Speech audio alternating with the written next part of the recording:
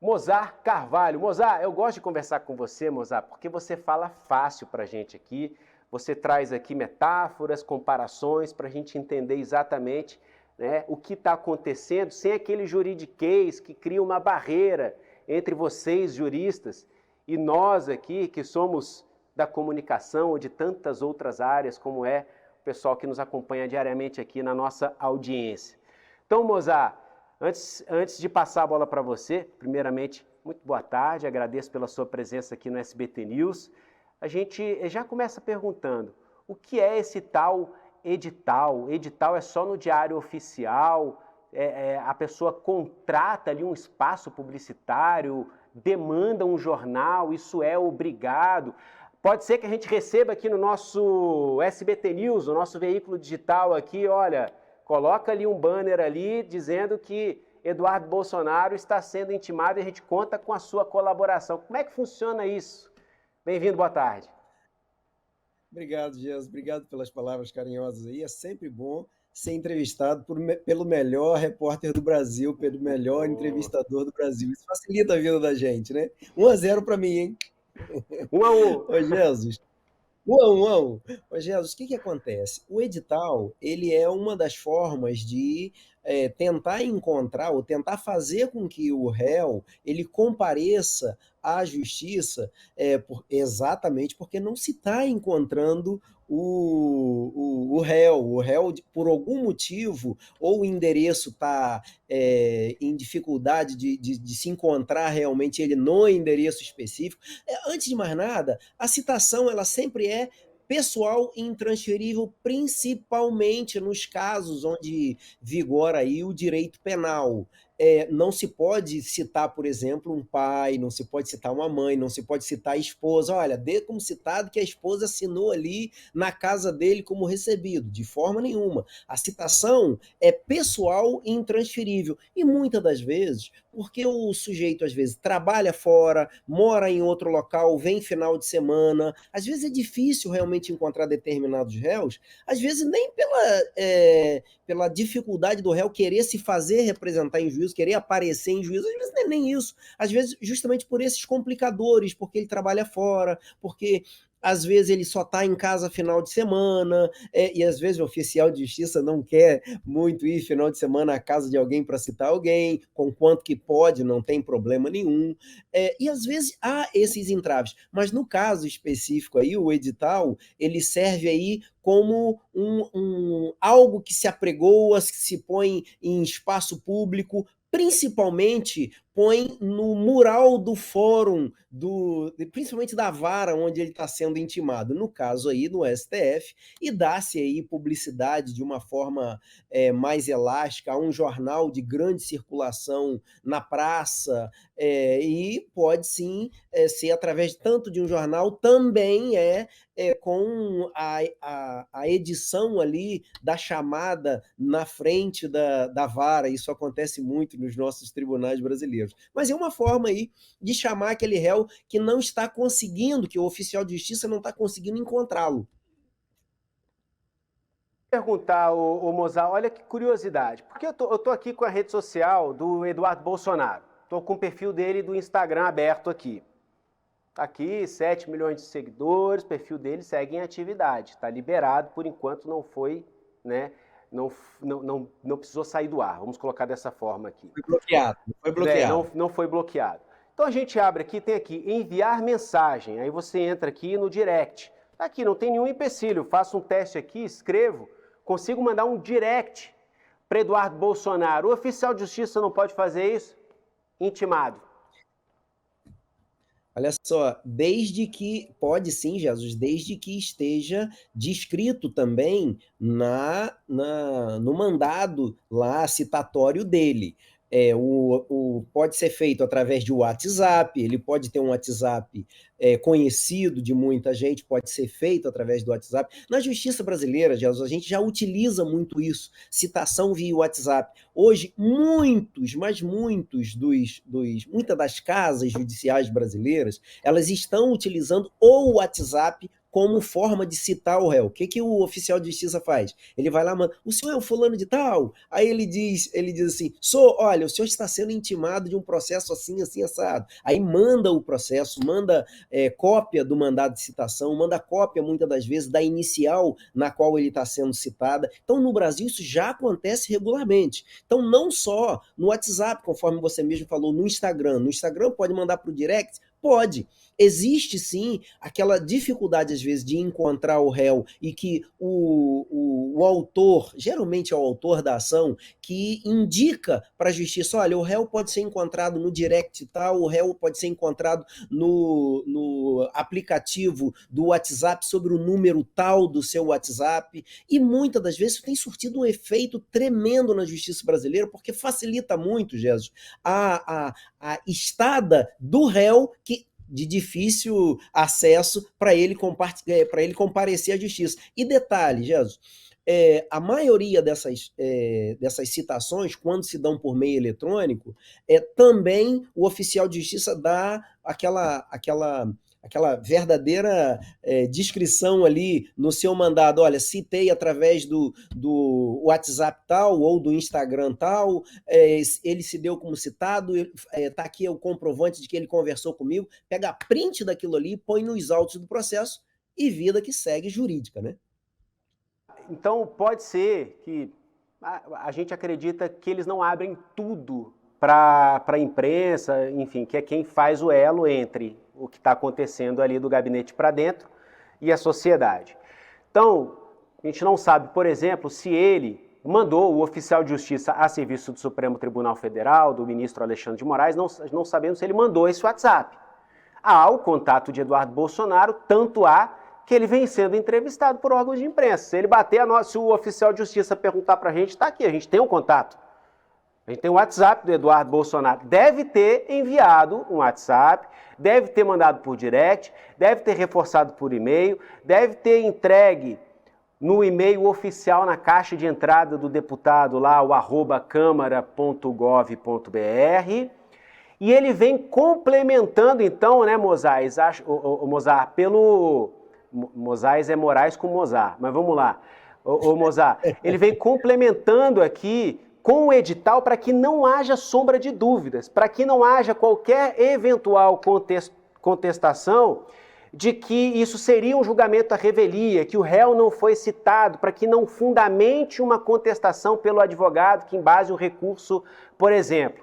Então, todos os meios necessários estão sendo usados, uma vez que ele não assinou aquele recibo da intimação formal. Eu fui intimado. Talvez seja esse aí o cuidado que está sendo tomado. Talvez sim, talvez seja um excesso de zelo do ministro e um excesso de zelo aí, nesse caso, por ser uma ação penal e aí que ajuda ali especificamente a ele a colher provas, se fazer representar em juízo por um advogado, é necessário que ele tenha um cuidado até para não ser julgado à revelia ali, conquanto que também o Eduardo Bolsonaro, a gente sabe que ele está sabendo dessa ação, ele tem divulgação da mídia e tudo mais. Mas o que acontece aí, Jesus? Como também é sabido, não só pela parte do ministro, eu tenho certeza disso, pelo serviço de inteligência ali do STF, pelo serviço de inteligência ali dos seus mais achegados, dos seus colaboradores ali, é sabido que Eduardo Bolsonaro está morando fora do Brasil. Isso é fato. Existe ali a carta rogatória, que a carta rogatória eu costumo dizer que é um pedido educado ali entre os judiciários de diferentes países para realizar aí justamente esses atos processuais. O que é que poderia se fazer? Já que sabe que é os Estados Unidos têm aí tratados internacionais com o Brasil, Convenção de Haia, especificamente, e é usada, sim, para cooperação, aí para evitar que caos de jurisdição sejam afetados. Aqui é, sim, possível que o próprio ministro mande uma carta, também uma carta rogatória para a Justiça dos Estados Unidos. Se ele não tem um endereço específico, que ele peça o endereço aos Estados Unidos, os Estados Unidos fornecem o endereço e ele faça essa citação via carta rogatória antes mesmo do edital. porque aqui nós já estamos pulando um pouquinho o Código de Processo Penal, a gente já está pulando aqui um pouquinho de etapa, porque esse pedido de carta rogatória, ele é devidamente possível aí, de acordo com a Convenção de Haia e os tratados entre os países, na qual o Brasil e os Estados Unidos são signatários. A gente tem aqui duas situações diferentes, né? Uma ação penal e a ação penal do golpe e um inquérito que uma investigação policial, a gente sabe, ocorre sempre antes de uma ação penal. Nem sempre o inquérito se torna uma ação penal e não necessariamente uma ação penal ela tem origem em um inquérito. E há esse instrumento de intimação por edital nessas duas etapas de uma persecução penal. A gente pode colocar dessa forma? Olha, Jesus, para o inquérito policial não é recomendável por edital, porque é um inquérito onde você está colhendo provas. Como é que você vai colher um inquérito se você quer ouvir? Inquérito, geralmente, quando se quer intimar alguém, você intima alguém para ouvir o depoimento pessoal desse alguém. Como é que você vai intimar via edital se há uma impossibilidade muito maior de não encontrá-lo? Aí a carta rogatória, para mim, é a mais eficaz. Então, não vejo no inquérito específico, a citação por edital como eficaz. Não vejo isso. Se formalmente não há essa intimação, se não resta comprovado de que o indivíduo que está sendo investigado ou que é alvo de uma ação penal, ele foi devidamente informado sobre a situação criminal, situação policial, situação jurídica. O que determina a lei? A ação penal é interrompida, a investigação é interrompida? O que a gente pode falar sobre, por exemplo, o prazo de prescrição de um crime eventualmente praticado? Olha, se for um crime já com materialidade e autoria, o que a gente chama de materialidade. Materialidade é quando se há elementos específicos para dizer, olha, fulano cometeu esse crime, e a autoria é o fulano cometendo esse crime. Se for um crime já com materialidade e autoria resolvida, com inquérito já bem resolvido, com inquérito já bem avançado, com provas específicas já independente aí da oitiva exclusiva aí do réu, esse processo ele pode prosseguir sim, e ele pode prosseguir em não encontrando, e aí volta a carta rogatória, em não encontrando sequer na carta rogatória, vai-se aí para o edital. Pode-se prosseguir sem o deputado. Porém, o que nós percebemos nessa situação? Existe também uma correlação, a gente pode fazer uma correlação aqui entre um processo que o ministro Alexandre de Moraes ele responde nos Estados Unidos e que, segundo a justiça americana, diz aí que o ministro ele se esquiva de ser citado, de ser intimado. Todos os meios estão sendo adotados, eu tenho acompanhado um pouco toda essa situação aí que a gente vive no Brasil, tanto por parte do ministro, quanto por parte do deputado, que tá fora, como por parte do Paulo Figueiredo também, que está junto do deputado fora do Brasil, que vai ser intimado por carta rogatória, o próprio ministro já falou isso. Existe aí essa possibilidade de ser intimado, tanto para responder o inquérito, quanto para responder o processo em si, por carta rogatória. Não conseguindo intimar, aí sim, havendo uma esquiva, havendo uma situação em que percebe-se claramente que o Eduardo Bolsonaro não quer comparecer em juízo, ele tem o direito de comparecer, tanto que o Alexandre de Moraes tem procurado citá-lo, pelo menos aqui no Brasil, e pode prosseguir sem ele. Porém, esse é um processo que a gente sabe que é um pouco político, então às vezes a gente tem percebido ali alguns atropelos aí em cima de algumas normas jurídicas brasileiras e normas jurídicas internacionais que influenciam muito bem toda essa dinâmica até o final. A gente não sabe, no final das contas, o que vai acontecer se o próprio Eduardo não comparecer. Mas talvez que ele seja condenado aí, sim, sem direito à defesa, porque ele não se quis fazer ser defendido por ninguém, por nenhum advogado. E ele tem o direito à defesa. Eu creio, até, Jesus, que quando ele souber que o ministro deu como citado, se deu como intimado para o ato processual, ele vai comparecer de qualquer jeito com o advogado no processo. Mozart, a gente se recorda aqui de quando a plataforma X, ex-Twitter, estava no olho do furacão aqui no Brasil. A mesma dificuldade. O ministro Alexandre de Moraes tentando intimar representantes da plataforma X que pouco antes havia eliminado o seu escritório aqui no Brasil, não havia uma representação formal aqui. Os servidores, tanto servidores físicos, as pessoas que trabalham pela plataforma, como os servidores onde são hospedados, o aparato tecnológico, tudo isso em solo internacional, lá fora. E o ministro Alexandre de Moraes ele não conseguia intimar. Então ele colocou ali até um recado no Twitter, no perfil do Elon Musk e no perfil oficial da própria plataforma X, ali naquele caso ali, valeu oficialmente como uma intimação. Pois é. Bem lembrado, Jesus, você lembrou de um fato aí que foi muito importante para a chegada do X no processo. Ou seja, o X também estava se esquivando de ser citado. Nesse caso, tirou, do jeito que você bem colocou aí, todos os seus representantes no Brasil. Não tinha ninguém para receber uma carta de citação do Brasil, né? Não tinha nenhum representante. E o ministro Alexandre de Moraes, de uma forma muito sagaz, ele deu como intimado o X. O que é que o X fez automaticamente? Ele teve aí a possibilidade de colocar um advogado dentro do prazo processual, porque toda vez que você é intimado, você não é intimado e o processo vai para a sentença, não. Você é intimado de um ato processual, e geralmente o ato processual, nesse caso, principalmente do Eduardo Bolsonaro, é o seguinte, você ser intimado para se defender, e você tem um prazo processual para se defender. Quando você é intimado via X, via o Instagram, via o WhatsApp, ou via até aí o edital, a gente tem a possibilidade, muitas das vezes, de comparecer em juízo dentro do prazo processual e protocolizar a nossa defesa.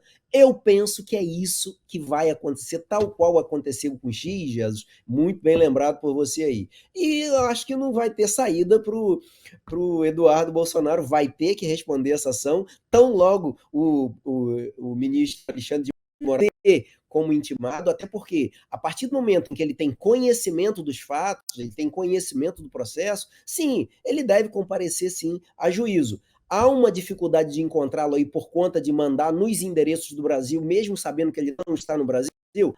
Há possibilidade de alegar nulidade depois disso? Seria se a gente não estivesse falando de um julgamento político, mas esse julgamento vai ser, sim, considerado intimado e daqui a pouquinho ele comparece em juízo, a gente não precisa nem ficar muito preocupado com isso, porque realmente ele vai colocar advogado no momento certo. Se ele não colocar, aí vem o tal do defensor dativo. Muito bem, Jesus. Eu vou dar minha carteirinha da OAB para você, exatamente. O defensor dativo é aquele pelo qual não ele é feito a defesa dentro do processo, mas ele muitas das vezes não conhece sequer o réu, ele não sabe sequer os fatos específicos do réu, ele não ouve o réu, é uma garantia judicial para que ele não fique sem defesa. Então, o próprio juízo, ele determina um defensor dativo, o defensor dativo pode ser até aquele assim, tá passando no corredor do fórum, o juiz vê, o senhor é advogado? Aqui, ó, o senhor vai responder o processo em nome do Eduardo Bolsonaro. Então, é aquele que passa no corredor muitas das vezes, ou o próprio juiz pede à OAB, me dê um defensor dativo para defender alguém nesses termos. A OAB vai indicar alguém, a OAB indicando alguém, esse alguém vai dizer, olha, eu posso ou eu não posso por conta desse motivo, eu me dou por impedido por conta disso e disso, mas é aquele que traz a garantia de pelo menos ele ter uma defesa, por mínima que seja, mas ele tem a defesa judicial. E aí ocorre o julgamento à revelia, então. Nesse caso não seria nem a revelia, né, Jesus? Seria exatamente com uma defesa fraca, porque ela não vai conseguir ouvir o réu. A revelia, se ele não comparecesse, se não tivesse o dativo, se não tivesse ninguém para defendê-lo em juízo. Mas como tem o dativo, como tem a figura do dativo, é uma defesa, mas uma defesa muito fraca, porque não vai ter provas, não vai conseguir fazer provas específicas advindo aí de informações dadas pelo réu, e isso tudo a gente sabe que dificulta muito uma defesa. Certamente ele vai ser condenado, não se pode dizer que é a revelia, porque ele teria aí uma contestação, ele teria o direito de defesa, mas um direito de defesa de uma forma muito rasa. Então a gente pode. O julgamento à revelia, na prática, ele não acontece no Brasil ou chega a acontecer? Porque antes da revelia vem um defensor dativo nomeado pelo Poder Judiciário. Sim. O que acontece? Quando é criminal, sim, existe o dativo. Inclusive, quando o advogado está no processo, deixa de apresentar defesa, o próprio juiz, ele tira, isso no direito penal, ele retira o advogado, afasta o advogado e nomeia um dativo, ou nomeia até a defensoria pública, dependendo da situação, ele nomeia até a defensoria pública, porque o réu, o réu no mundo criminal, no direito criminal, na vida criminal, não pode ficar sem defesa. É inconcebível isso no judiciário brasileiro.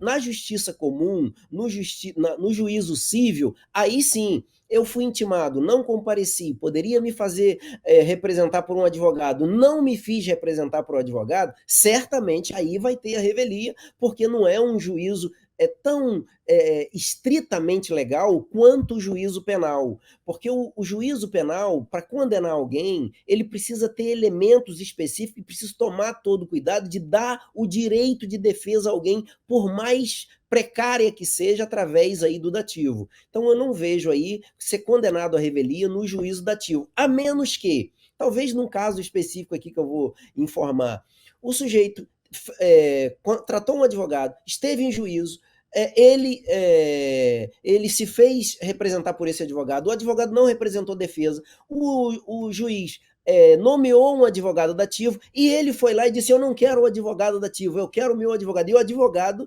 não concede aí uma contestação, não faz a defesa dele do jeito que é para ser feito, e ele insiste nesse advogado. Nesse caso, pode até ser que ele seja condenado de forma revel por insistência dele de não ter ninguém para o defendê-lo. Mas no juízo penal isso é muito raro.